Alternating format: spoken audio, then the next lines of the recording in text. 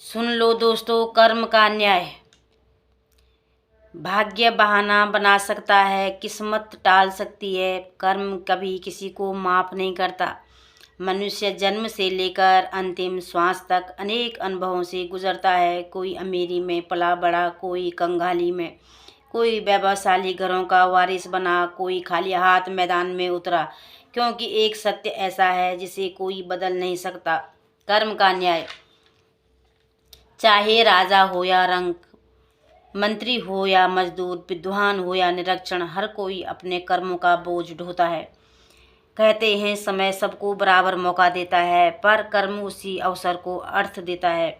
यदि किसी को अच्छा अवसर मिले और वो उसका सदुपयोग करे तो उसके भविष्य में नई रोशनी चलती है।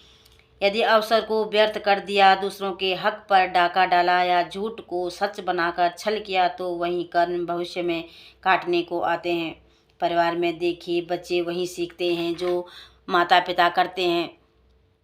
पिता यदि मेहनती हो तो पुत्र भी ईमानदारी की राह पकड़ता है, और यदि माता धैर्य और शक्ति का उदाहरण बनती है तो बेटी भी करुणा और शक्ति की को धारण करती है। यह स्वरूप शिक्षा पुस्तकों से नहीं बल्कि कर्मों से मिलती है। कर्म किसी उपदेश की तरह नहीं बल्कि आईने की तरह होता है।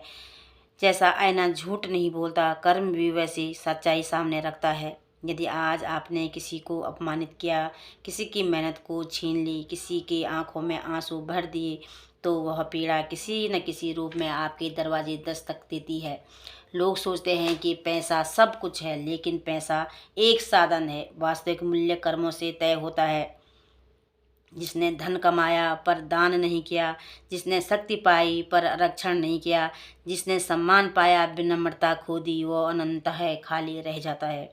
वहीं व्यक्ति छोटे से घर में रहकर सत्य और असत्य, परिश्रम को अपनाता है, उसकी छवि अमर हो जाती है।